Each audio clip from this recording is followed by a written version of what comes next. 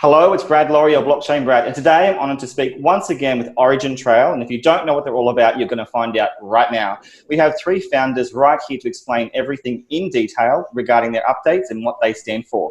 We have Branimir, welcome, and thank you for being here. Thank you for inviting us. You're very welcome, mate. And also we have two familiar faces in the seats right now. We have Tomaz and Ziga. Welcome back, gentlemen, for this interview update. Hi, how are you? Now, as I said, for all of the people listening, this is about truth, transparency, trust. That's what I stand for, and this is entirely free on my behalf. This is about providing information, education, and letting you know exactly what is building in the blockchain space. Now, OriginTrail is what we're the topic right now, and the reason is simply this. OriginTrail is an ecosystem. They're focused on building. So Tomaz and Ziga, having spoken to you before, I wanted to ask you a bit more about giving us a recap. What exactly does OriginTrail stand for those who perhaps don't know? Sure. Want to kick it off? Yeah, you go ahead. There you go. Yeah, OriginTrail is about, has been for quite a number of years already. We actually started off, the three of the people on the call here, in 2013 in a company which hadn't had a lot to do with the blockchain space, but rather do with the business of supply chains and increasing the visibility of supply chains. Seeing the nascent technology of blockchain that could provide more integrity and a neutrality, something that is not owned by anyone but actually delivers values, was very, very aligned with how we thought about the data in the supply chain context. So we wanted to have that type of a catalyst that could make the supply chains run more smoothly, with more integrity, with more transparency, but without the need of having a one big actor that would aggregate all of the world's data, because that would be obviously very dangerous. So OriginTrail is a protocol that is a middleware, sits on top of blockchain layer. So it utilizes blockchain for what blockchain is great, which is transactions and smart contracts, managing the relations,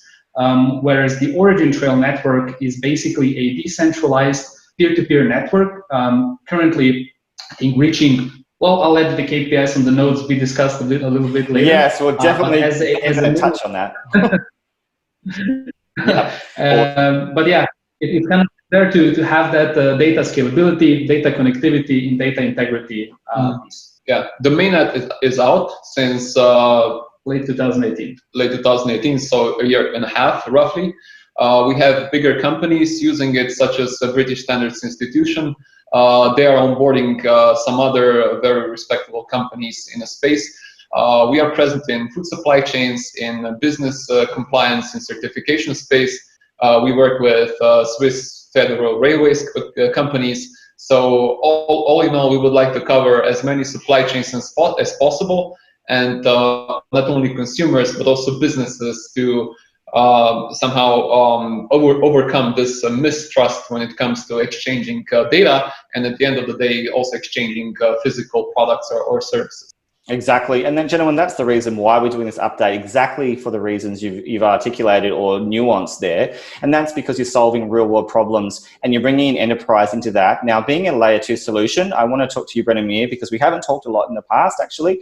So with regard to that, you know, that potential for enterprise, being a technology, first and foremost, being able to utilize the best of blockchain, being agnostic, what does that mean for OriginTrail, not just in Europe, but internationally? What can this mean? Well, if you look at it from kind of a wide angle, agnosticism can be seen from different points. So one is the DLT agnosticism, so the idea that you utilize blockchain as a tool rather than necessarily tie yourself to one single blockchain per se. And in that sense, observing the blockchain, we really see it as somewhat of a protocol, like a neutral sort of implementation of a trust layer. This is absolutely needed to actually achieve the vision, which we still believe is one of the most important of the visions of the actual semantic web, which was introduced over 20 years ago now by actually Tim Berners-Lee, one of the creators of the World Wide Web, which specifically specifies trust as a component there. And from that angle, various different blockchains provide various different levels of trust. On the other hand, neutrality in terms of, and agnosticism in terms of other technologies also needs to be taken into account, because whenever you would like to build a semantic web or a semantic graph, as such as the OriginTrail technology wants to do, to actually build a decentralized knowledge graph, you have to sort of make it work with other technologies that are already there, specifically the old ones, so legacy stuff, such as SAP, ERP systems, Oracle systems, and all of these systems have their own particularities, and details. It's challenging because of this, but it's also very important that you approach it from the right angle, and these are mostly the angles of standards. So standards such as GS1 standards that are very important for supply chains, but not only them, like W3C standards as well. So, and you can always look at kind of the World Wide Web as a very good example. If it were built on proprietary components or just specific things, it wouldn't have grown the way it did, and some experiments that tried failed. Right. So today you have a network such as the cell phone networks, which interoperate together, use different equipment from Cisco to anything from US to Chinese companies, Siemens.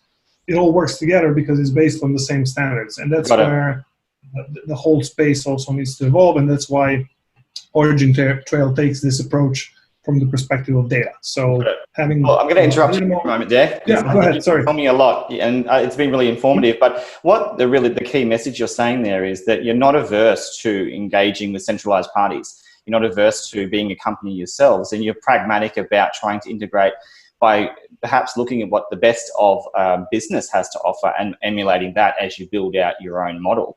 Now, Ziga, I want to talk to you a bit more on that, because that's something that you were transparent about before, in that you did want to build your own business model. Now, you've set it up in a triangulated way with OriginTrail, the Trace Alliance and Trace Labs. We talked a bit about that before, but do you want to just touch on the elements, because obviously they're really important as well in the way you've structured OriginTrail? Mm-hmm. Yeah, we have been around since 2013, and that was way before the blockchain was ever mentioned to be used with supply chains. And we have always been a profitable business, a business building also proprietary solutions. Now, when we figured out that proprietary solutions are not enough to stitch together supply chains, this is also when we launched the OriginTrail protocol. But at the same time, we have always remained a profitable business, also growing in revenues, and OriginTrail has been a catalyst also for us to get and achieve more businesses since the launch of OriginTrail.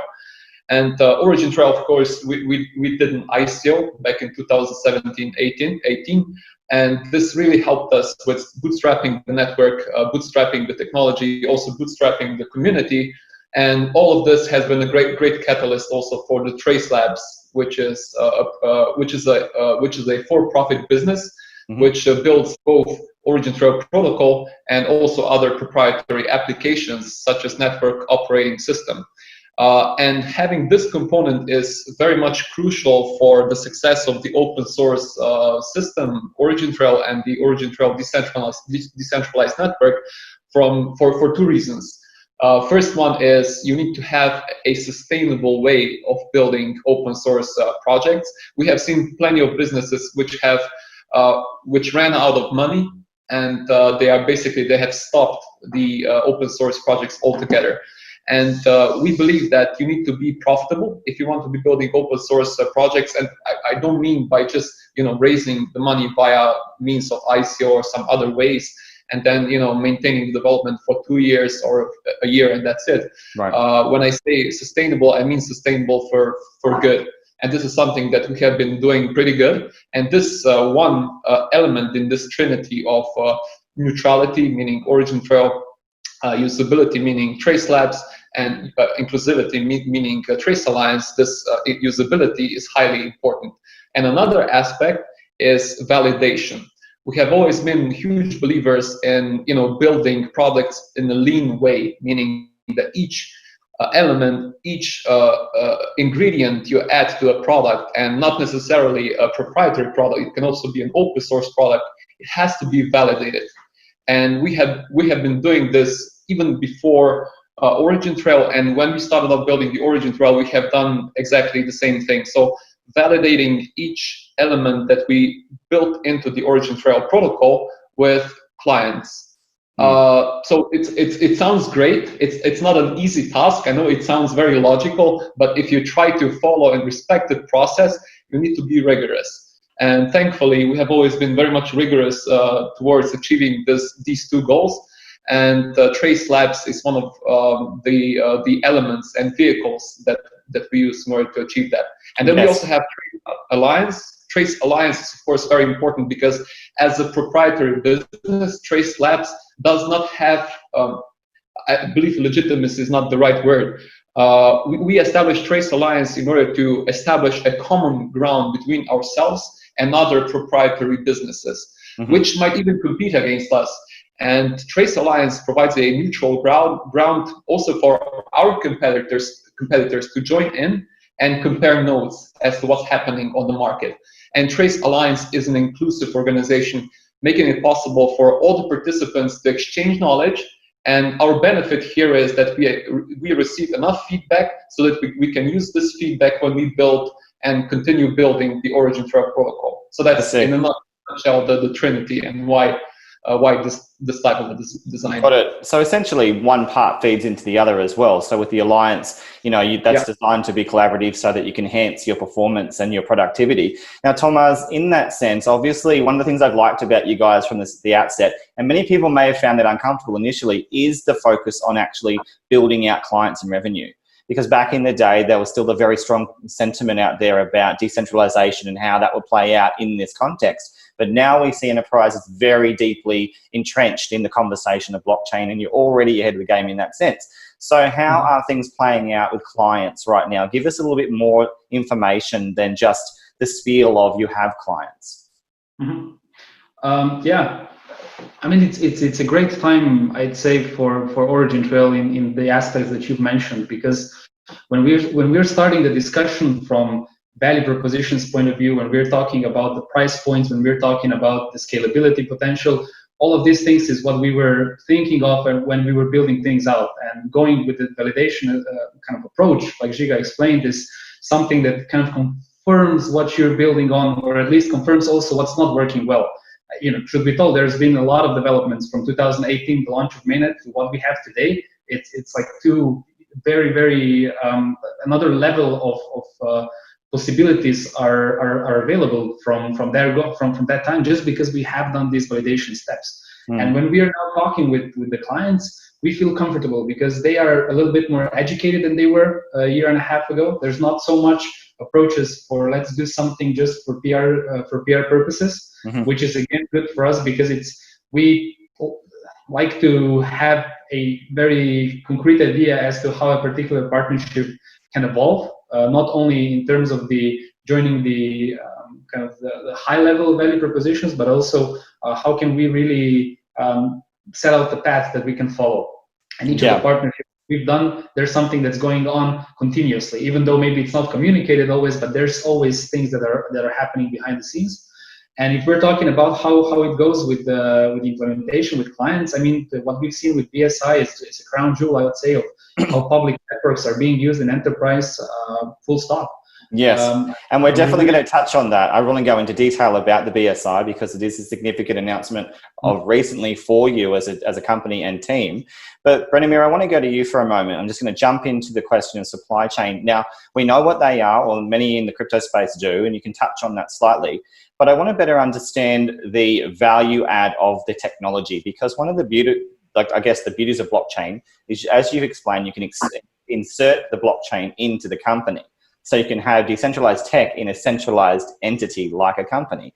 So what's the value add of utilizing technology, because you definitely have that, in the context of what you're building?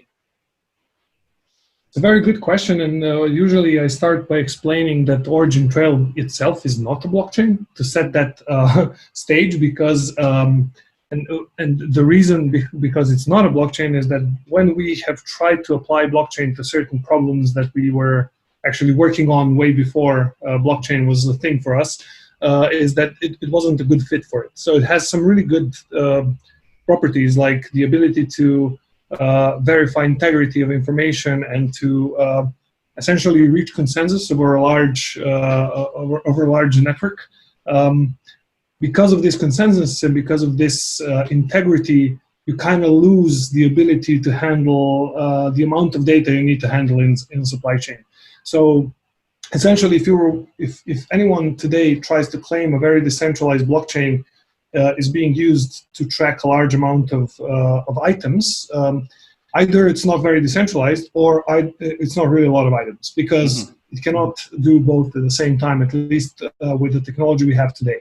And that's where OriginTrail helps. It's actually a consensusless network, and because it doesn't have consensus, but actually leverages blockchain for it, it removes this problem. So it's actually able to handle a lot of data, and not just any data, but specifically linked data. And that's where the semantic web makes a lot of sense. So essentially what you're seeing in supply chains is a lot of companies having bits and pieces of information about a certain object moving through the chain.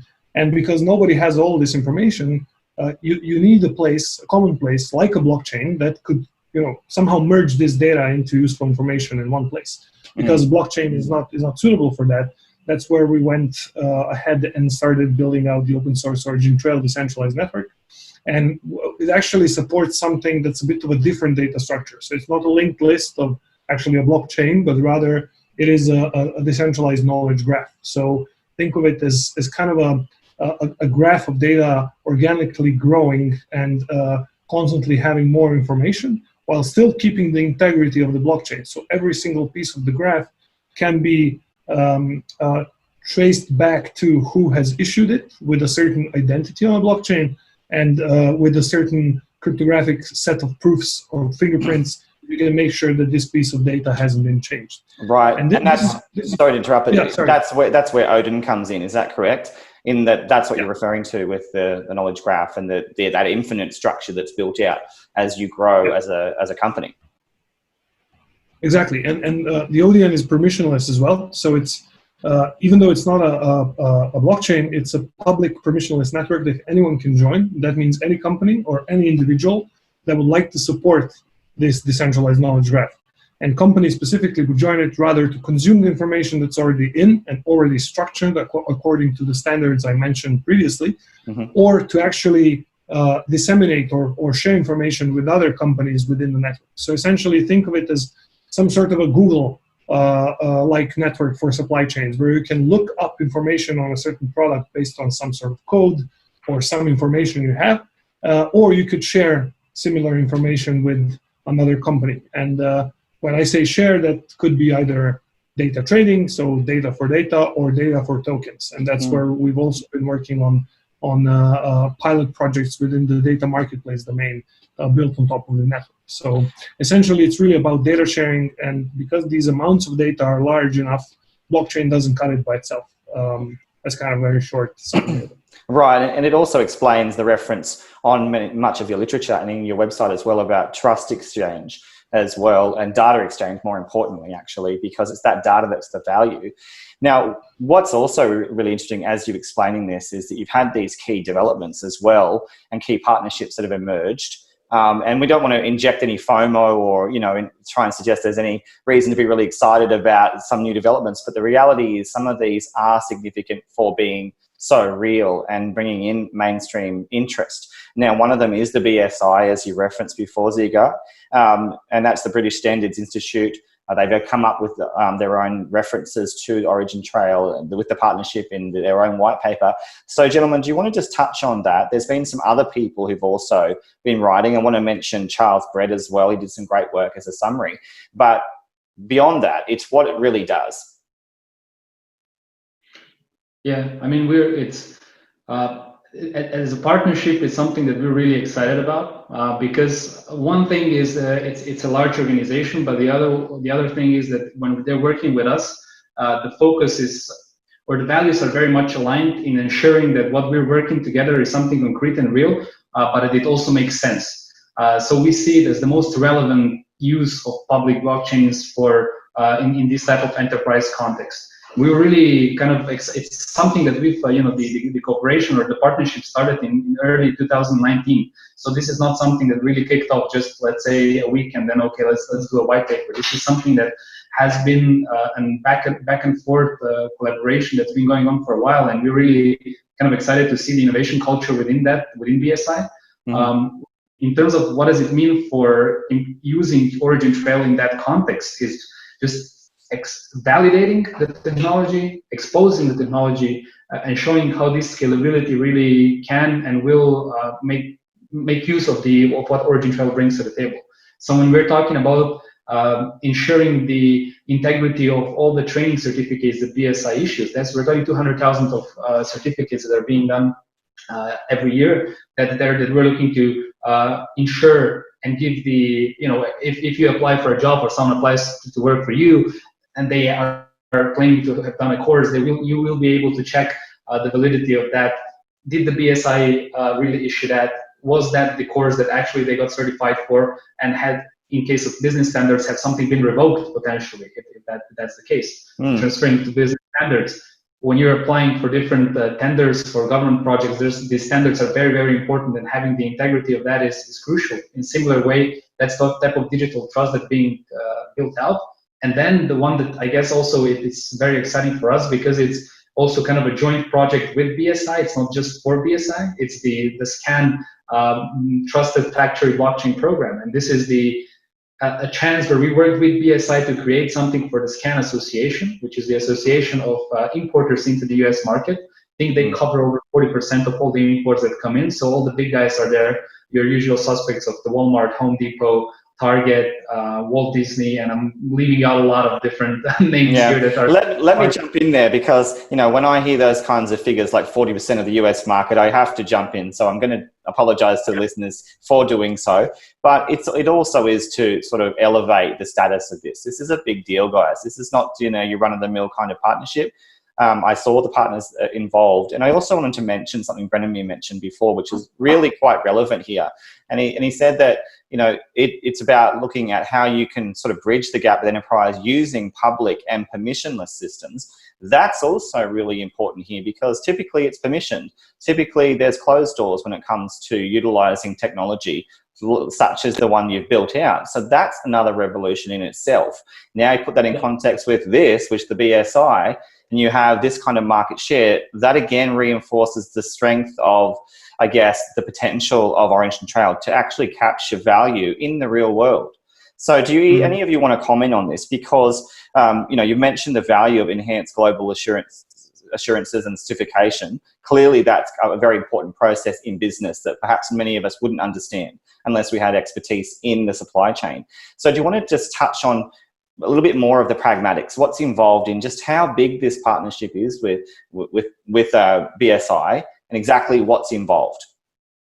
From technological perspective, as you pointed out, we're among the pioneers of introducing public networks into such an extensive enterprise environment. And I would just like to point out why this is important. So in terms of the SCAN Trusted Factory, the main aim here, the main added value that OriginTrail and Trace Labs is bringing to the table is decreased auditing fatigue that companies experience when they go to China, when they perform audits on each and every supplier to the US companies. And this is creating a lot of inefficiencies. And of course, you can always use centralized system to exchange data among, let's say, company A and company B. But these two companies would typically need to be adjacent. So companies only from the US soil, and typically companies who are, vertically integrated. But when you have 40% of the overall importers to the US working together in order to decrease the auditing fatigue, then you would really need to apply the permissionless public network into which everyone can put trust into. Because when you exchange so crucial information as the auditing report is, you better want to make sure that we can all trust into such a system, and permission system would simply not deliver the value. And the extent and the ambition with the BSI project is, I would say, even it goes beyond its face value. What we have unveiled so far is merely a fraction of what we have been working together with the BSI. We have worked on several solutions, whereas only 3 of them were covered in this white paper that BSI issued. And in the future, when going forward, we aim not only to increase the scope of the solutions that we're involved into, but also the scale, of course, because this is it's a living product. We have just opened up a really vast sales channel, and now of course we need to build on scale. And some of the achievements, not only related to BSI, but also to some other enterprise ventures that we're involved in, from governmental projects, EU projects, and some other smaller projects that OriginTrail and Trace Labs is working in. We already have some very good metrics to show. Branimir can speak about the most important metrics that we measure, which is graph cardinality, which essentially tells you how extensive the knowledge that is being captured by the ODN is at the current stage. And this graph cardinality metrics, we expect this to grow with an astonishing rate in the months going forward. And this is, of course, very much connected to the things we do with BSI, with governmental projects, with other smaller projects. Right. And as you said, we don't want to FOMO anyone into this. You already have me, so I'm not going to stop. I'm going to dig in a bit. So, okay, you've said a lot there. Now, some of the things is you've hinted that really with the BSI, that's just the beginning. I would love to know a bit more from any of you on what you're not telling us that's in the pipeline. And I'd also like to know more about the government connections, anything you want to spill the beans on, because there's a lot more. There's a lot more, I can tell. And the other part too, just to clarify for all of you, gentlemen, because obviously the scan is a big deal. Now that refers to the Supplier Compliance Audit Network. So that essentially is an association, and that's what you're talking about when it comes to the US connection with those importers. So that's what that's about. But can you tell us a bit about separating that association with the Trust Factory blockchain program? So I was trying to understand that in the context of BSI. And as I said, I want to really build on that, and then let's touch on all the other things you're not telling us about governments and other partnerships that are coming. Yeah, I think one of the really cool things here, and you alluded to it, is how did we manage to do the permissionless in this type of setting? And it's just the recent update, fairly recent update, also that made this possible. Because what the node today can do is it crosses the bridge between the permission and the permissionless, because you can have your private data on the same node closed down from the rest of the network. You can also share some of the pieces of data directly with the peers that you select, which would be a consortia type of sharing, or you can publish something on the public network, which can either be the entire data set or just the proof. And when you're putting that into the context of the scan association, why is that important? Because they can keep certain important, which are sensitive data sets, can always be kept private. Those things that are integrity ensuring, they have to be exposed to the public networks, because they are key to that they have that utmost integrity and can always be verified. But then you also have this targeted sharing, which for certain, let's say, agencies is important. When someone wants to view a certain piece of the audit data, and because of, let's say, the more optimized import process, right, like CDPAD and then CBP in the US. So all of these things together are possible because the infrastructure is now there to support it. And of course, when we have this created, it's just a matter of finding, of basically the business users selecting what is the things that they want to keep private, what are the things that they want to share, and what's the thing that has to have utmost integrity. And then all of this they know that also the structure is always coherent. So whatever they pull out of the network, they know that they can utilize immediately, right?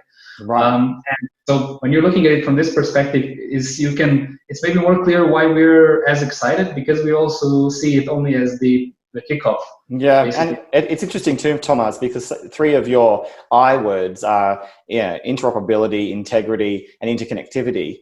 And then, obviously you're making it very clear, these are the reasons why, for all the reasons that you just explained. Now, let's continue on a little bit more about this discussion, because it's fascinating to hear that this is just really the beginning for you, it sounds like, with real partnerships, especially with the BSI as perhaps one global example of what you can actually do. I suspect there's going to be more BSI types in your sort of client base in the future, or partnership base. But let's focus on what is real right now. And that is, again, that 40, I want to mention some companies, like you said, Walmart, Target, Walt Disney, JCPenney, many of these US companies that as an Australian, I don't know all of them, but I know many of them are very, very big.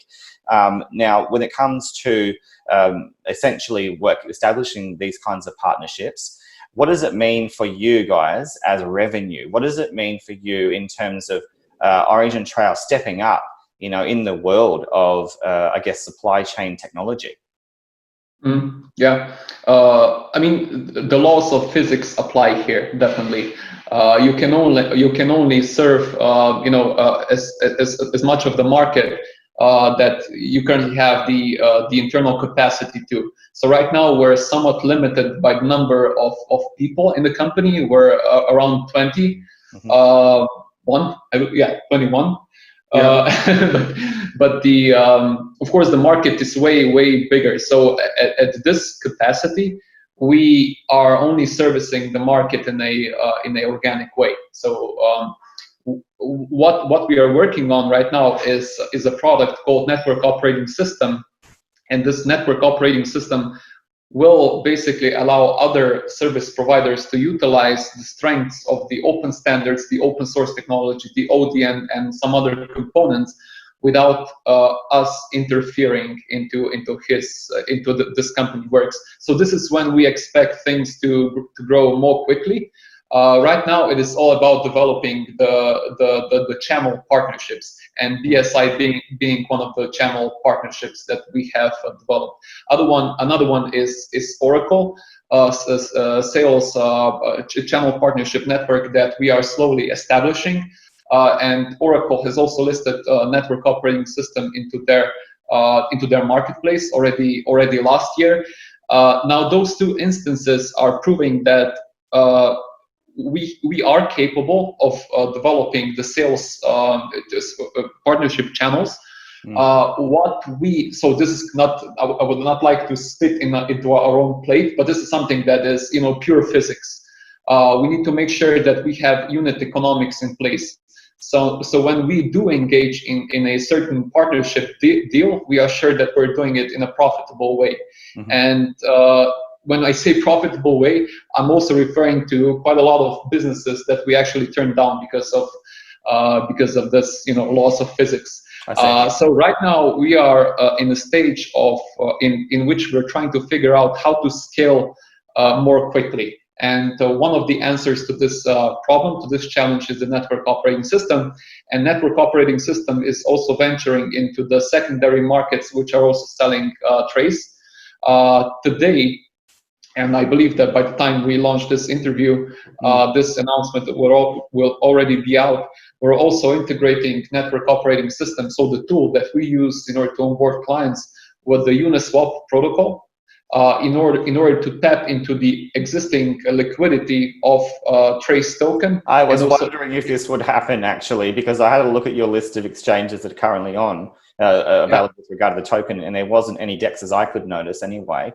So in that sense, I was assuming that liquidity was going to be coming at some stage or improving. And that's good to hear, because what I'm hearing from you also is that your token has real utility value when it comes to scalability.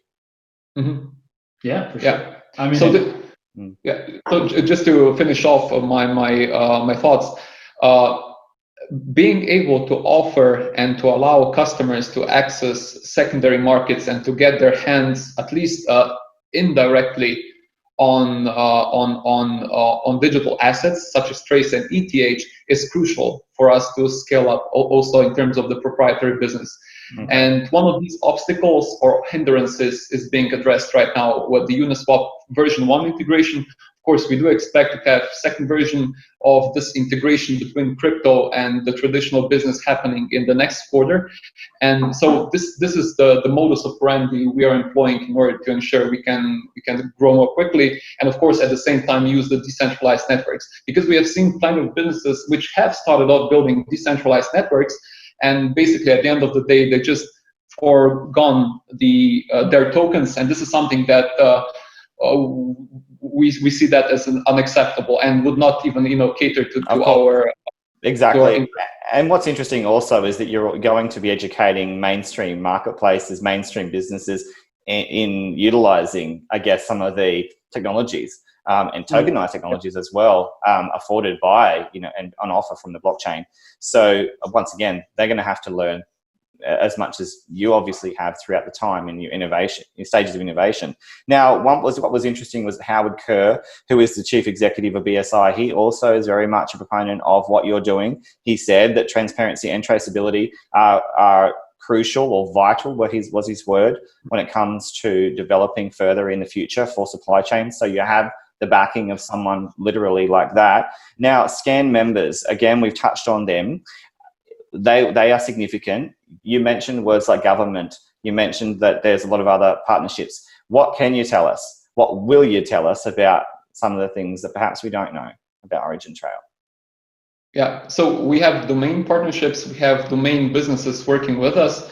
The European consortia that we are involved in, there are currently over 7 European consortia that we are being funded by, plus that we are, benefiting the partnership networks. There are over 400 partners in those networks.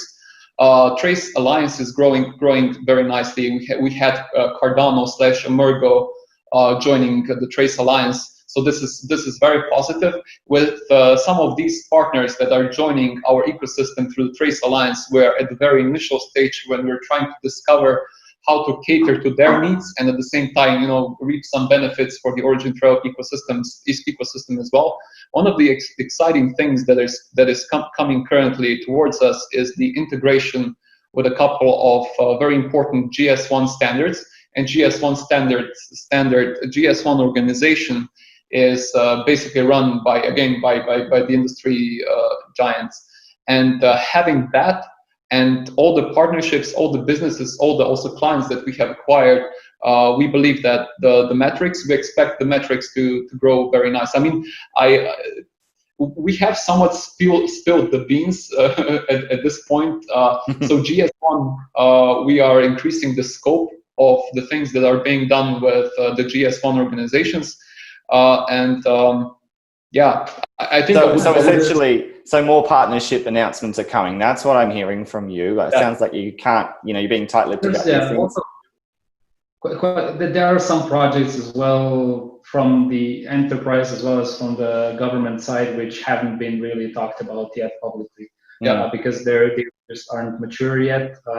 Although some of them really internally are very, very exciting projects. And I remembered also because you said before how kind of it's about educating people of not only about the tokens, but the tokenization as such, and getting them closer. And as we have these developments under the belt, it's much easier to show the value. So it's very, now there's no longer like a conceptual, education. It's more like, okay, you need this so you can do this, and the value you get out of this is this. So it's getting a little bit faster also as the way how you can approach a company, convince them, and get going. Like on the enterprise side as well as on the government side, there's also some development. That's really exciting to hear, because that's certainly a lot faster in terms of acceleration of uptake from that sector than last time we spoke. And I respect you also for not disclosing a lot of these information, to be honest, until they're certified partnerships, because that's also professional to do. Obviously, from the crypto side, we'd love to hear more of this. Right, exactly. So aside from the fact that many of the speculators would love to hear those names, we can only assume that they are very significant and they will come out in due time when it is the right time for OriginTrail and also those partnered parties as well. Now, again, congratulations so far on the BSI and all that you've done there. Really exciting. Now, I just wanted to touch base a little bit more on the ODN as well, because it's regarded as a paradigm shift. It's a big deal, and we talked about some of the reasons, but in terms of the technological development since we last spoke, I mean, how many devs are working on making sure that this is always updated, always, cutting edge technology as it needs to be? Yeah, it's mostly a question for me. Yeah. So currently, the main developers within the OriginTrail as technology scope are the developers within Trace Labs. So there's, if I'm not mistaken, around 20 something contributors to the code base overall, which the majority is from the Trace Labs team, but there's also collaborators from the community as well.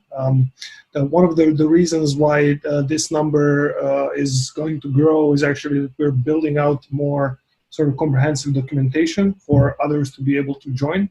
In terms of developments, it's still kind of because it's a paradigm shift, it's a bit of a different sort of beast, other than sort of a blockchain, which is also very new and to a lot of developers.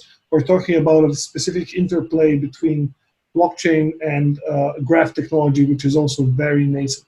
So in that regard, still that not a low number. So that's quite moving quite fast. We have releases on a bi-weekly schedule actually, and currently around 4.1.6 released at the moment. So quite a lot of iteration there.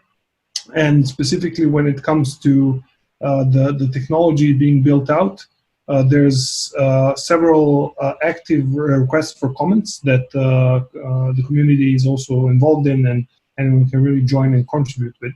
The main sort of focus of the next period would be to optimize really. So the main every sort of main function has been built out to a degree, and now we're iterating and making them either faster or more robust or even more scalable. I see. And Branimir, I wanted to ask you in that context, sorry for interrupting, but it's because I want to learn more from you.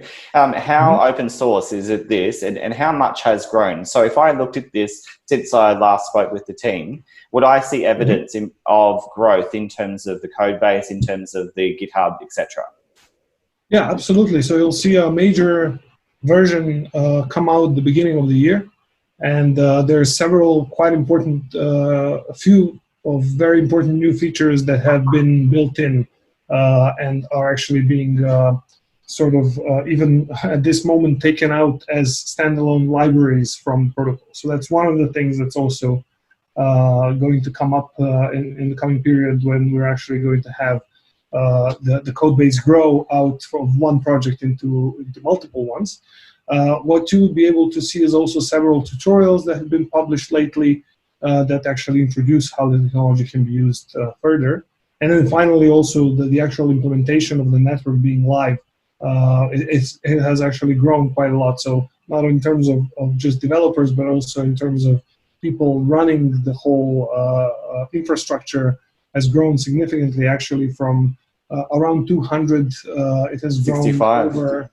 Yeah, it's almost 100% bigger. So we are seeing nodes actively participating in the network, and lately we've seen the number be above 450. So that's it's quite a lot in terms of growth.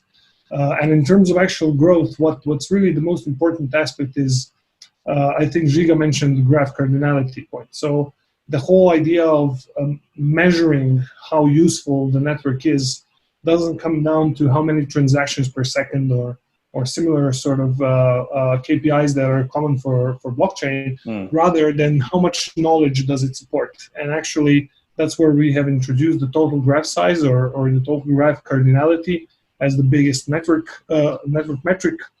Currently, around the value of 5.2 or 5.25 million.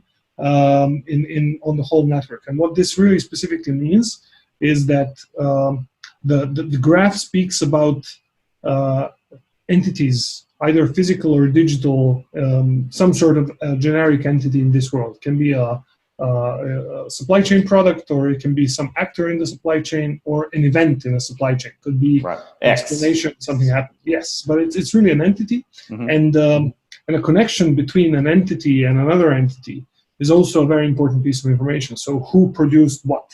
You get this sort of subject, predicate, object relationship, which actually is the basis of any graph. And in that sense, that's why we introduced this larger KPI, which actually counts both. So it counts the number of things being described in some way, and what are the relationships between these things. Because really the connections are first-class citizens of any sort of graph. And in supply chains, this is crucial, because we're not just talking about statistics in terms of unchangeable data. We're talking about data moving around, changing context, changing whose handle handling objects or what type of objects these are, because they also transform and aggregate into through different events into different things. So in that sense, it's crucial to actually be able to connect these different pieces of data together. And that just reinforces the imperative of the technology. You know, from what you're saying, there's just nothing else in the ecosystem, because that's also what you're building, that offers this. And so your technology is core to your whole value, literally. So that's part of the service you offer. Is that fair to say? Yeah, well, we actually started building the first OriginTrail 7 years ago. The first production version was centralized using a traditional relational database, and it worked up to a certain scale really well because it could handle that scale. But we ended up really emulating graphs inside of a traditional SQL database, which is, you know, tables being joined together. And this join operation is actually very expensive. That's where you have to sort of shift to the paradigm and start using graphs if you want to actually, you know, make a system that's production ready. Right. So in that sense, that's what blockchain doesn't also offer out of the box. You can sort of emulate. You can sort of fit the, you know, a square through a circle. Through a circle in a way. But only up to a degree. You know, a box big enough won't go through. So essentially, that's where the graph is crucial. And what's also crucial is not only does the graph need to grow, but it also needs to be able to grow sort of in a controllable way. So let's say that it's a very simple example. You have a company and I have a company. We're partners and we're doing some business together with some supply chain objects. Maybe I'm a shipping provider for your company. In order for this data that we share on these objects to actually make sense to be connected, we would at first somehow have to confirm each other's identity, so that not some other company outside of wherever in the world might actually be a bad player and actually, you know, add some additional wrongful data or just any data that's useful for their purpose to our graph.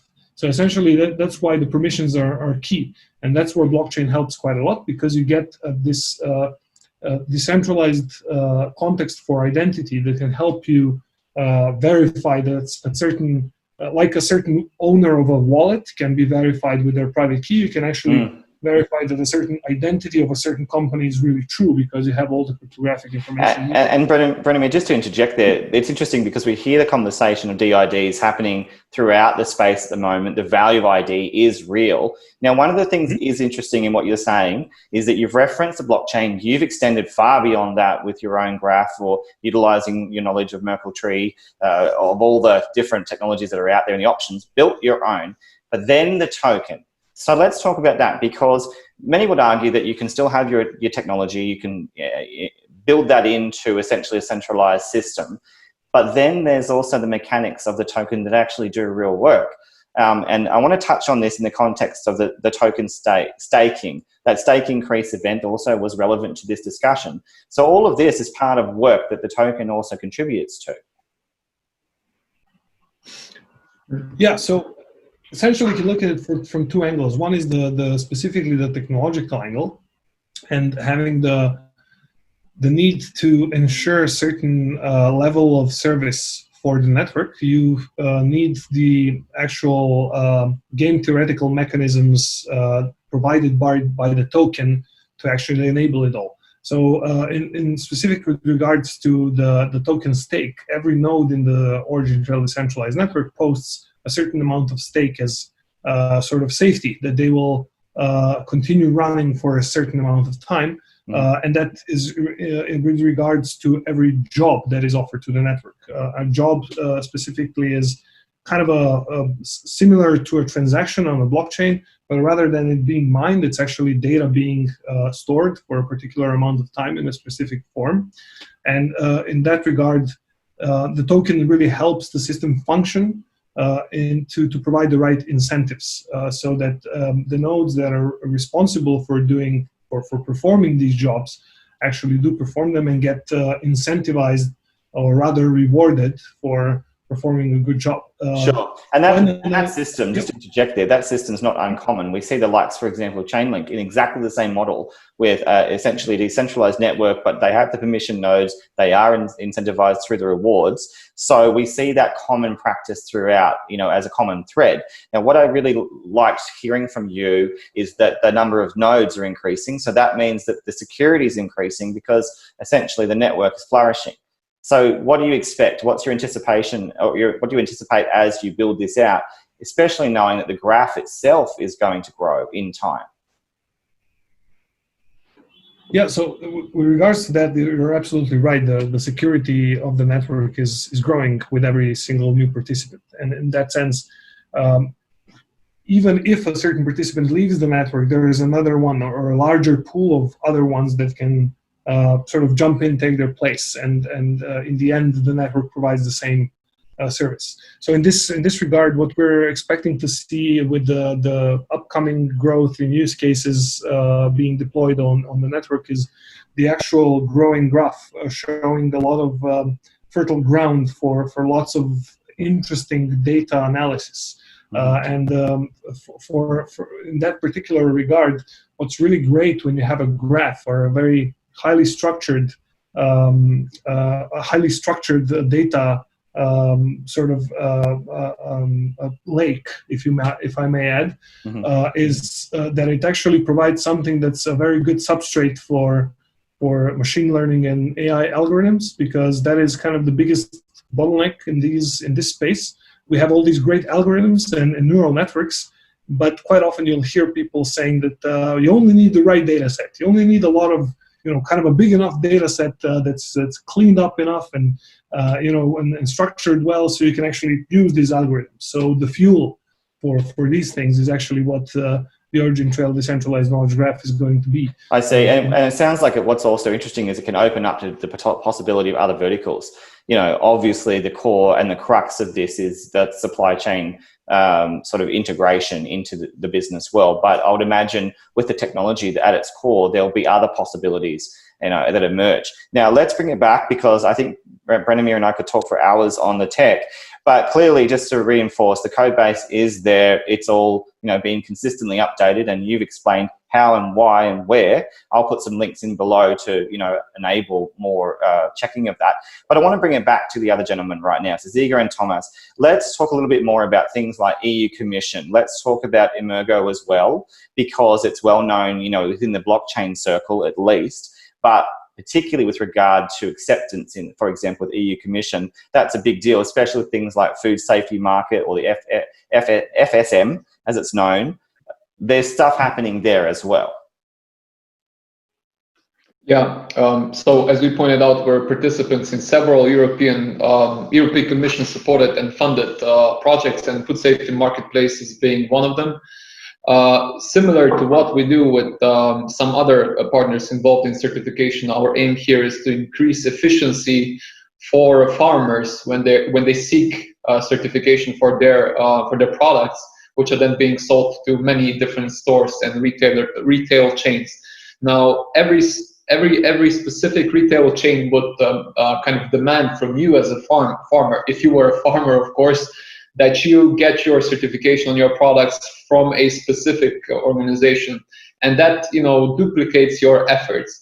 So with Food Safety Marketplace, we would like to establish a framework and allow farmers to basically to do one thing, and then have this one thing ready for auditors for several organizations that would come and inspect, and of course use the OriginTrail and the underlying blockchain to ensure to organizations such as TÜV or Bureau Veritas to make sure to be sure that things were not tampered with. So that's in a nutshell what the food safety market is all about. It is about elevating efficiency of the European farmers. When it comes to Emurgo, Emurgo/Cardano is just one of the participants in Trace Alliance. Now our discussions with Emurgo, they go back to 2019, when we actually were looking for partners for some other European related projects, and Cardano is also active on the European continent. They have teams, actually several teams, because they are decentralized. And similar to what we do with some other partners across Europe and across the globe, we are forming additional consortia and then looking for additional market opportunities together. And this is in a short term or short to mid term one of the plans with Emurgo. I see. And what's interesting for those who may not be aware, Emurgo is very enterprise centric, and that again aligns with your own core ideals and ethos in building out real business. So obviously, you know, they also having some sort of interest in permission networks as well, as I understand, really does align with the nature of OriginTrail as you build out. Now, one of the things I did want to ask is readiness. Do you think that Emurgo is ready? Do you think that Cardano is ready? There's a lot of conjecture out there to question whether or not they're actually ready. You clearly are. So have you checked the tech? I mean, if you want to satisfy certain business needs, you don't necessarily need to develop everything in-house. And I know Cardano and Emurgo and other builders, including ourselves, have in the past or had in the past been leveraging some other products in order to satisfy customer needs. And same goes for Emurgo. They're using some other kind of proxies to what has been built by Cardano. Because you don't want your customer to wait out for too long. You need to serve, their needs. And in the future, when Cardano or some other partners' products are really mature, I suspect there's going to be some sort of a ripping and replacing with the newest infrastructure. So I believe all of them are ready. They are just doing it in a lean way, and according to our experience, that's also the right way to go.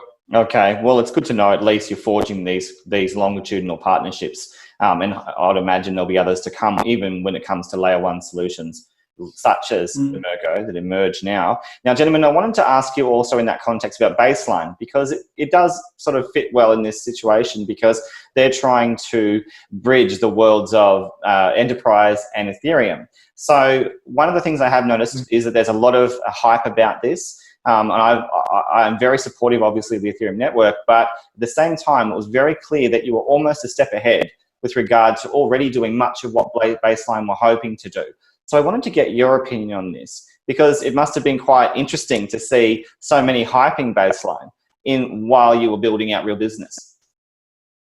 Yeah, I mean, I'm excited about seeing Mr. John Volpert basically being able to muster such a herd of developers and builders from decentralized space, and in a very short time they have been able to form some sort of consensus as to what needs to be done.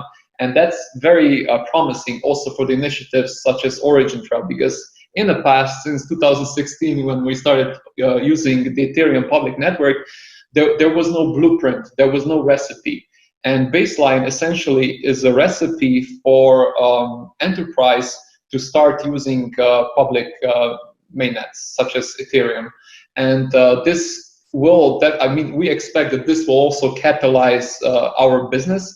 And at the same time, we are looking into how to use our experience and perhaps how to use our current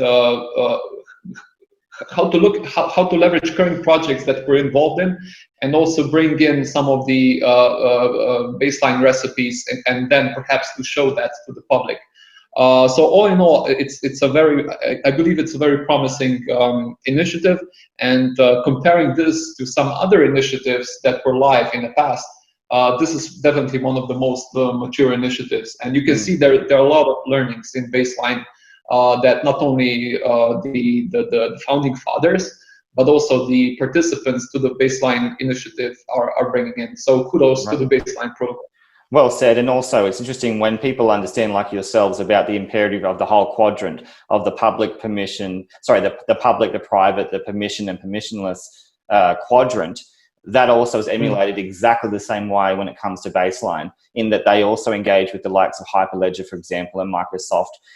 You've proven that with your partnerships, Oracle, for example. So it's really in that same vein and in that same context. So you're all thinking in the direction of enterprise and how to best optimize with public and permissionless mechanisms. That's why I wanted to ask you about Baseline. Now, you know, it's going to be interesting to see how both Baseline and you guys evolve in the future and how many clients you do get. But already you're proving one step ahead in that sense, and that you're beyond just the cookbook, as they call themselves. You're actually producing real clients now. And hence we've discussed some of those with regard to some of the partnerships you've made. How has COVID been, though, for you? Tomaz, we might go to you for a moment, or to any of you, actually. But given that, you know, what you stand for... good. I don't want to put you to sleep. So how has that impacted the situation? You know, given that supply chain is obviously requires business as it has been on the decline, I would imagine, you know, globally with regard to COVID. So what's the impact been for you in that situation? I mean, it's definitely a shake-up globally. So it's not something that goes by you in any way. It does touch, as with everyone, it has touched us as well. I'd say that in a lot of ways we kind of saw it coming. We were maybe aware of it. You were quick to react. Yeah. A week. We had like 2 weeks maybe head start, just seeing what happens around, especially from China, and we were like seeing that as this that it will spread, and so we were quick to internally put in place certain policies, just work from home. So we left our offices. We actually just started now to kind of frequent the offices here and there. But the good thing is that we were pretty much relying on the online first approach anyways, because we are in multiple locations from the get-go, so it wasn't that big of a hurdle for us from the operational perspective. All projects remain on track, so that was good. In terms of new business and kind of that, we have more long-term projects in place which weren't really affected in any way. Let's say that the new business initially was companies pulled back just because everyone was in the kind of let's see where we can cut costs perspective. Right now, we are seeing kind of a little bit of the second wave, which is they're looking as to how to become more resilient in the future, and we find that OriginTrail and Tracelabs technologies are very much in the package of resilience building tech. So we see more inquiries now coming in regarding how to become more resilient, how to get more information about your supply chain, how can you better be responding to events which you didn't really anticipate maybe a couple of months ago. So in that aspect, we see a lot of the work, and some of it, as we'll announce again over the course of the next couple of weeks, more tying into that as well. How can we be of use? And Tomaz, it's interesting you say that you're really showcasing the efficiency that you offer, and in many respects, perhaps COVID could have sort of accelerated that business for you, because businesses may have been looking for options to cut costs, and clearly one of the things that this technology does that. So, it's interesting that this could be a boon perhaps for, in a rare circumstance for a company like yours. Now, I want to touch on quickly the token itself again. I have a TRAC recap, TRAC being the token itself. Had a look quickly on the current aggregated sites available, and it's clear that there's been an interesting price sort of movement. And I know you guys can't comment on certain things like price and things, but just comment as you will. But essentially, there was a sort of a rise in the price earlier in sort of the sequence of time, and it certainly wasn't this year. We saw, I think it was 2018, there was a spike in the price, and it's graduated down over the 2019. We've seen a bit of a rise recently. So the main thing I wanted to do is, rather than touch on those numbers, people can go to those aggregator sites. It's more about looking at the question of correlation, and we've talked about this before, but how do we ensure that the correlation between the token as a utility token actually relates to your business, actually relates to your clients, actually relates? Because when I look at charts for not just you, but almost right across the board in crypto, it's very difficult to do that. Yeah, I mean, if you look at 2018 spike, we can say with a great degree of certainty that that spike was not related to the number of clients, because there was no mainnet. There was merely a hope and a promise of something that we already have today. And what we see is also with the newer projects, and perhaps some of them emulating what we initiated in the past, there is this appeal that we call audacity of hope. When people see a project which has not yet developed anything, they tend to trust that project more, because they have this, they somehow muster all the imagination, and they believe that a lot is going to be happening in the future. And this is what happened in 2018. So zero traction. I mean, there could be no traction. There was no technology, and a lot of hopes. And when we put those two together, there's a lot of, quite a lot of positive energy. And I must apologize, because, being part of the narrative builder, we all play a part in that too. So the reality is there was speculation built in through the hope, et cetera, et cetera. But what is interesting is that since that time, though, Ziga, there's been proof empirically that you have built. So from that time of speculation, when everyone was really crazy throughout the space and just really throwing money at everything, but now, the price has declined and starting to show a bit of movement up now, it's graduated in the last few months. So let's touch on that situation now. So going fast forwarding to 2020, the technology is here. The metrics, if you look at into the network, we see that the number of node holders is growing. We see that the percentage of the trace is being locked into the network, and of course the volume of TRAC being locked into the network is impacting the velocity of the token. And as one of the the forces that is that is impacting the value of the token, definitely. And then there is another side, which is the data creator angle.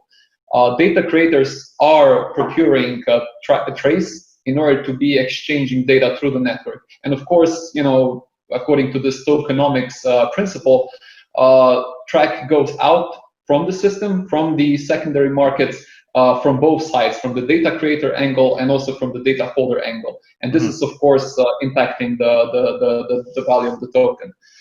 So this is tokenomics, this is theory, but now we see that there are certain practical elements which are now completing this mosaic, which previously was, expressed only through the theory. Right.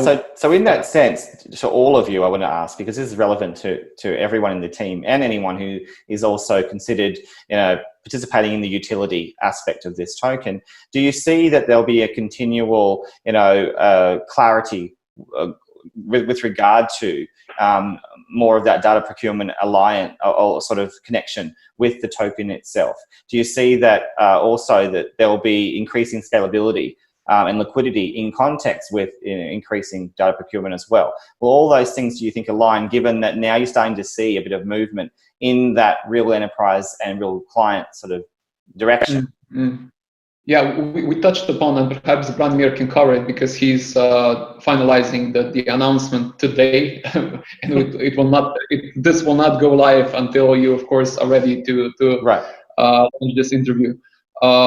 We are connecting, so the practical side where the business come in with the decentralized exchanges, and these decentralized exchanges such as Uniswap, and perhaps in the version 2 something like Kyber is also venturing into the decentralized exchanges. And when we have those two merge, the things that you have described will happen in the practice, and the version 1 is happening today.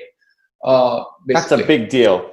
We talked about and touched on liquidity before. There's a lot more coming. I won't ask you too much more, because I can see you sweating already about that. Now, with regard to the CERC supply, that's just over half of the total supply.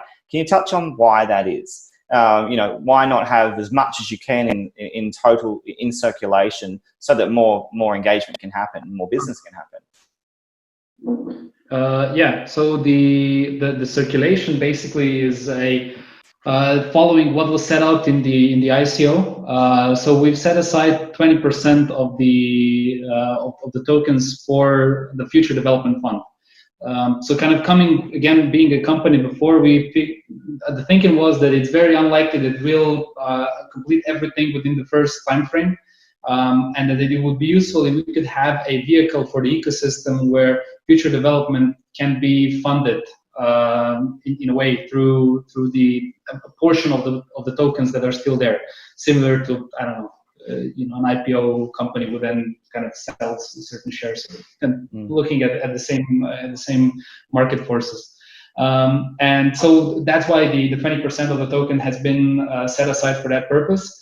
In addition, we were able to increase that pool over the course, because not everything was needed to be spent for the particular tasks to be completed. So actually, the Future Development Fund has increased in size, and it will be utilized for the future of development of the technology. I see. And Tomaz, that's good to know, because that says that you've set up a longitudinal plan for investment in yourselves. But I want to be frank and ask, are you confident that all the pumper dumpers, in that ICO classic scenario of early investor, early exit, plan, you see that right across. So are you confident that the people who are now in the system are those that want to be there? Because there would have definitely been dumping in the beginning. There's also indicators of that on your chart. So now, are you confident that the people who are in the system, using the token? A good time to dump was 2018.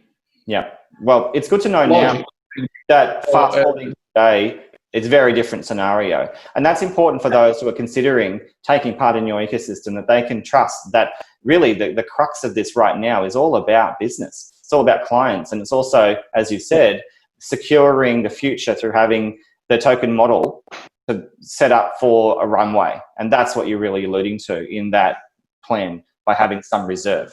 So that's good to know. Now, with regard to, I guess, because I know that I've gone over time, I wanted to ask you about shareholders. Now, that's very different to tokens, but because you're a business, do you also ever think that you might open this up as, for example, an IPO? Do you think that, there could be actual real stakeholders there, or are there right now, where you can own a piece of OriginTrail? Yeah.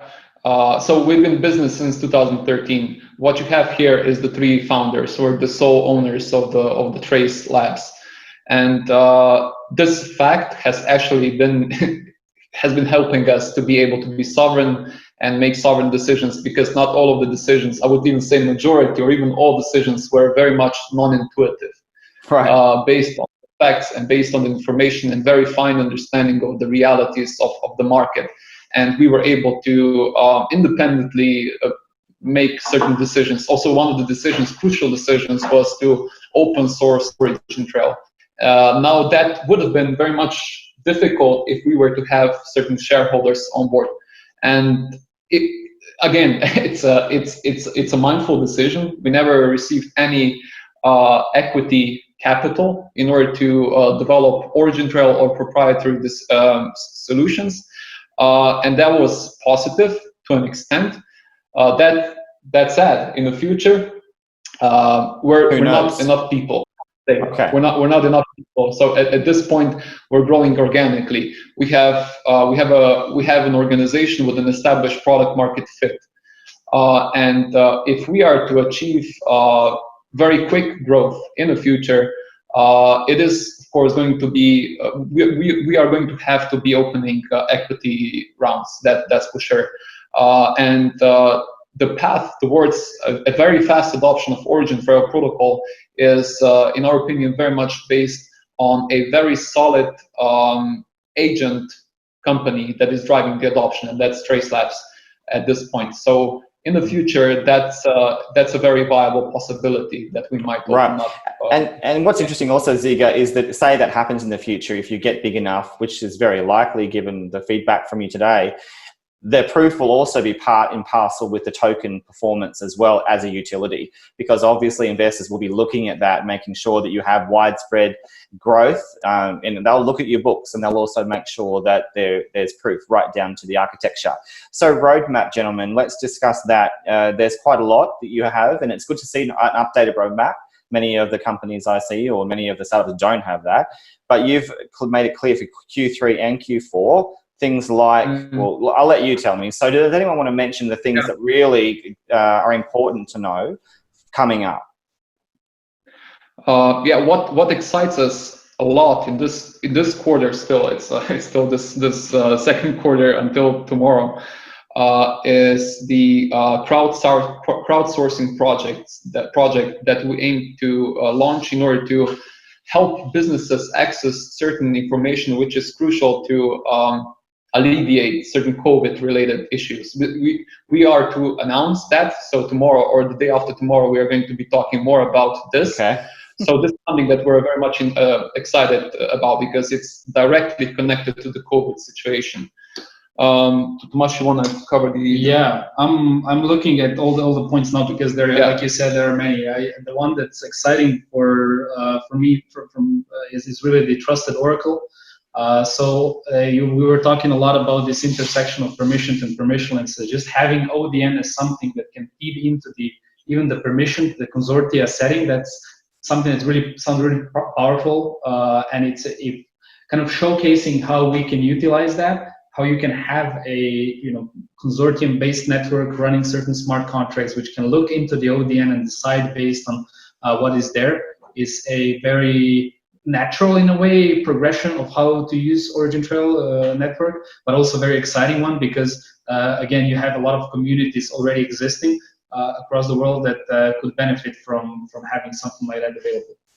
So that one is... and it's interesting you say that because John would agree when he looks at the likes of Chainlink for his interest in baseline, and you're saying the same thing for Oracle, which I find, it melds so well in concept. The POCs right there. What about things like, for example, the white paper 2.0 for Q4? I thought that was interesting. Are you planning on rewriting the entire thing?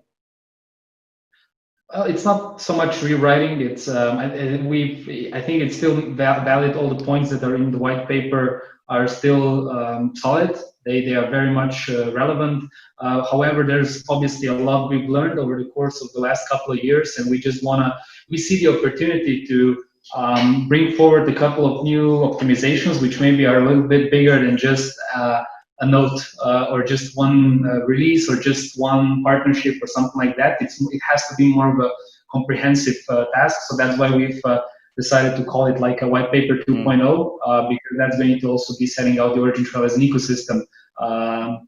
Our vision for it for the next year. Also, in addition to that, one of the things that we have received from the compliments from the European Commission again is some funding to develop stuff that was not previously mentioned in the white paper, and that thing is mostly connected to the data marketplace. So how can we actually not only incentivize people to store data on the network, but actually monetize that data by selling it? And this is directly being done by the first version of the data marketplace, which also bears potential to have certain consequences, positive consequences on the token economy. And this is one of the instances that we would also like to cover so it's an upgrade to the OriginTrail 1.0 white paper and the open standards that we use. We previously relied only or mostly on the GS1 open standards like ATKIS for product visibility. And right now we're looking into and actually actively using for some of the DSI related case studies, the W3C,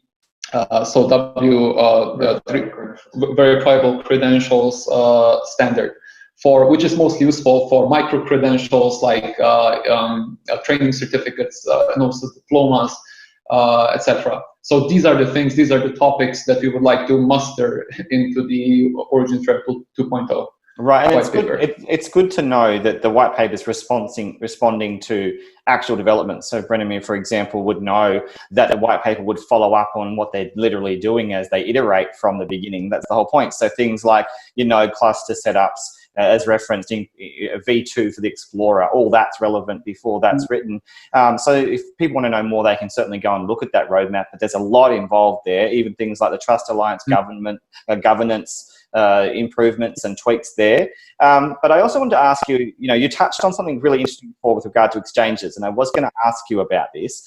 What I liked, and I will be forthright about it, is that it seemed quite clean in that the majority of your volume was coming through from Bittrex and KuCoin, essentially.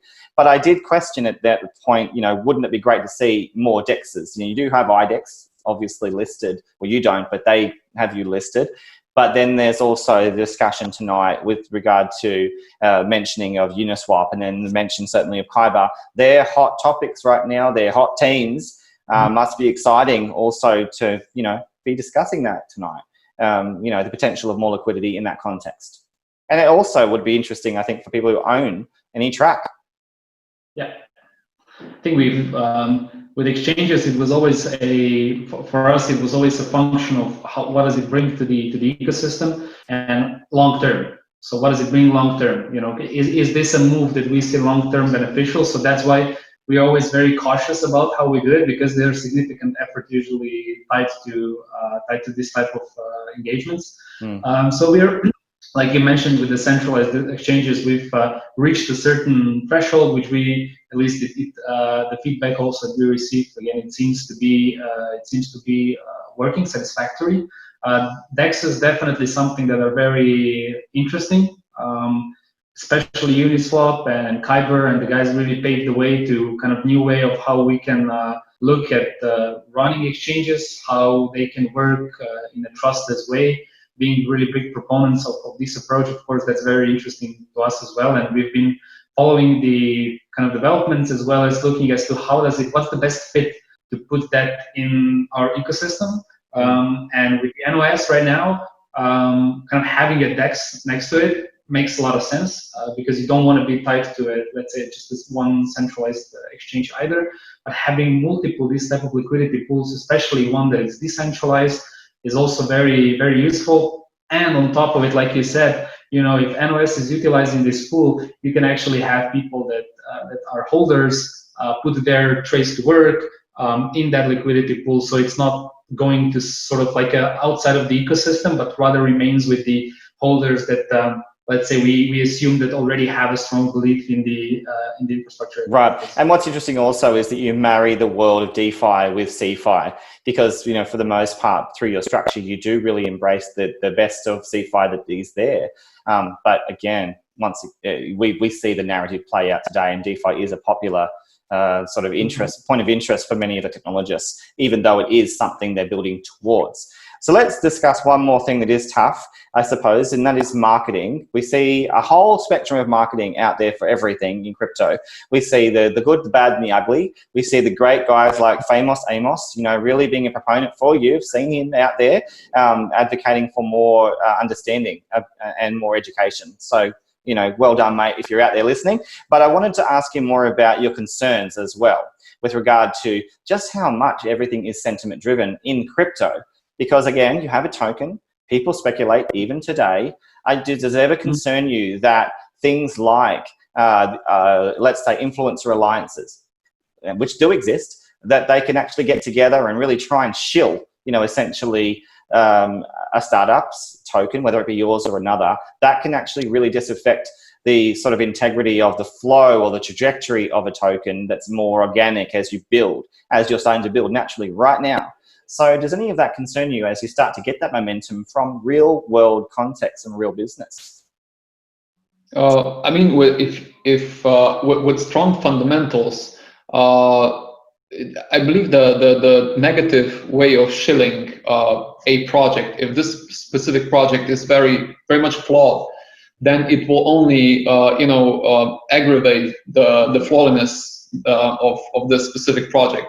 But I believe if you have strong fundamentals, then whatever if there is some ill-intention shilling, and if the project has very strong fundamentals, then I don't believe that it can in any way derail this fundamental project. And I believe that OriginTrail is a very fundamentally strong project, and I don't see any ill-intended shilling, at least not in our community. What I do see, though, is that some other projects are coming in, and sometimes even they try to tweak whatever was said by a client or some greater association on the market in relation to our project or some other competitive or similar project, and then they somehow tweak the wording to make it fit. Let me help you out. So essentially, we see tribes, trying to compete with each other, trying to, I guess, antagonize other parties. It's fun to see that. I would say that I am amused to admit that, but I don't see any of that having the negative influence on the OriginTrail. Again, we have been building stuff in a very organic way since 2013 already, so it was very organic. It doesn't get more organic than this. Yeah, it's a really good point, Ziga. And 7 years in the in the making, that's a long time to build into this point. You don't seem to play that sort of BS and hype narrative out. You just the team doing that. If you look at it from that perspective, that would be really, for us to throw away this legacy, to end the relationships with the companies that were established for speculation play. I would do that if I think, okay, the OriginTrail has a potential to 2x, but I still feel that we're so early in what we do that in order to OriginTrail to become the backbone of global trust in the supply chains all over, it's not worth the kind of the risk to kind of go from here to here if you know that the end goal is way longer. So even if we are engaging with people in any way, it's long-term vision. Does this make sense? Can we put forward our voice? Can we put forward the messages that we believe are a fair representation of the ecosystem, that we, and not just we sitting at the table and on the call, but rather we as a community are setting out. Right. But as far as this goes lately, I'd have to say, the contributions that we've seen have been great. I can only say kudos. A lot of the work that's been put in is just very, very good, solid things that people are doing and putting forward, that are recapping the things that maybe we said, that are explaining it better. They're taking care of the community, which is amazing to see. Yeah, and kudos to you guys as well, because you've created a situation with your team that I guess have flowed through into the community that's now established itself as a supportive team, one that does believe in your long-term vision. And so you do have a lot of people who are serious and that are commenting because they're there for the long term with you. So once again, on behalf of all those who want to know more about what you've been doing in this update, thank you for making the time today. I'd like to just ask you, all of you gentlemen, is there anything I've missed at all that you feel is important to address right now? We might start with more the tech perspective, or anything at all from you, Branimir, about your position, as one of the founders. What would you like to say to all the people with regard to where OriginTrail is right now and what you really are most excited about? Yeah, I feel I don't say it often enough that we're very grateful for the support of the community, and that we would like to have them engage even more, help us both build out the technology and test it out, as well as us help them have the ability to utilize it in the way they need it. So either as a tool for their business, or just as a way to explore DLT space. So within that regard, I'd just like to add another sort of call to action for anyone to join in our community through the usual channels. In Discord in particular, we have a very good technical discussion going on, but also via Twitter or GitHub, specifically anywhere where anyone sees sort of an opportunity to learn together with us and to build stuff together. We're here. We're very, very grateful for anyone just jumping in and at least sharing their opinion. Right. And that's also specifically with regards to the new standards and the new technologies that are coming up. Because OriginTrail is a technology connecting other technologies together, it's always interesting to sort of look at it from another angle and see what else it can do, because we're really looking at the fundamental knowledge graph here, which can do quite a lot of things. So think of Google as it started as a search engine and what it is today. It's really built on the same thing. It's built on the same knowledge graph. And, right. Well, one thing I've learned from you today is think of OriginTrail like Google, and then we see the likes of, I guess, Chainlink doing their thing and you connecting with Oracleize. So it's a really great, I guess, way to look at the potential, ambition that you have when we hear those kinds of analogies and those comparisons. Yeah, thank you. It's important to say, though, that Google has also a sort of a centralized feel to it. So think more decentralized Google. Think more in terms of what the Google features are. Yeah, I better Google, that's OriginTrail. So let's go one step beyond that. And thank you again for your input with the tech as well. I really appreciated your discussion on the graph. To the other gentlemen that I've spoken to before, to Ziga and to Tomaz, what about you guys? You've been here right from the outset too. You're really passionate about building this out, especially the business. You've got strong biz dev participation in your team, whoever they are doing a great job. What excites you right now as you get to that next level of clients and that next level of business? Yeah, I think it's just the seeing it come to fruition. A lot of the things that we conceptualized or we knew that we could get to, but maybe sometimes we had to convince someone, right now is here and it's in flesh.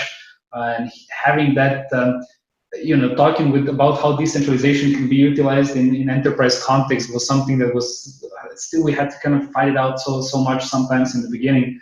But seeing it now really being done in practice and showing tangible value, that's super exciting. And I'm just really looking forward to how we can take the technology and take the partnerships that are established to drive it forward and really showcase and take the lead, if you will, in the entire field in terms of how really with sense you can utilize this public infrastructure for the better of, at the end of the day, not just the business side, but also us as an end consumer to come to make a safer, more trusted and trustworthy place. Right. Well, a lot of people believe in you and they believe in that possibility. That's for sure. That's why they're in for the long game right beside you. And that's why you have such a strong community. Ziga, what about you, mate?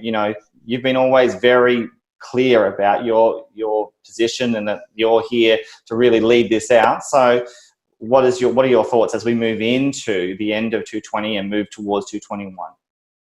Mm-hmm. Yeah, we have all put a lot of efforts into this project, and a lot of achievements were very much incremental. So if you were ever to visit us, and at this point, I would like to welcome you to our office if you by any chance end up in Europe. I was actually visiting Australia last year in August. Yes, I remember. But definitely next time we should. But if you ever come into contact with our company, with our people, you're going to see that things are, I would not say boring, but we're working on everyday stuff. So there are a lot of incremental advancements that we work on. And it is really exciting to have this kind of an interview, because rarely we would go into such details, which are nitty-gritty details, but they're far from the everyday work we do here. And these are the incremental advancements that we work on. And we have one of the most amazing teams from the boys and girls working in communications and in the development. So it's all because of them. And of course the community itself. It seems that because of the small things that we have done and all the the working hours and the traveling that we have invested into the partnerships, now basically harvest what was achieved so far. And going forward, the crisis that we're now being faced with, so the COVID crisis and the lack of trust among companies, among individuals, among even countries, is actually opening up the way for OriginTrail and the OriginTrail-like projects to show their real strength. So I assume that in this fast-changing world, in this uncertain world, is where the OriginTrail can actually flourish and show its full value. Well, Ziga, thank you so much for that explanation to Tomaz and also Branimir. Thank you for just the different facets and the different information you offer to make this a very, very complete interview for those who want that update. And as we've talked about, there's a lot when it comes to technology. Tick, because we know that there's iterations, isn't it? We know that that's developing. We know that there's clients happening. We know that there's real business, and we know there's real partnerships. And you're not telling us all of them, which is perhaps the most exciting part for the future for Q3 and Q4 for OriginTrail. Gentlemen, I really do wish you all the very best as you build. And for transparency, it's important everyone knows this really is 100% education based, because I don't own any TRAC. I probably should, but I don't. And this is about making sure you understand exactly what OriginTrail is, so that you can use information education for your own understanding and your own power. So congratulations for everything your whole team has achieved. hopefully we can catch up again as you continue to build this out, perhaps when there's the next pipeline of clients, perhaps when there's more further evidence of your growth. But right now, congratulations for 220 and all you've done, and look forward to talking to you again in the future. Thanks for everything you do for the space, Brad. Thank you very much. Thanks for the interview. Very welcome. Take care, guys.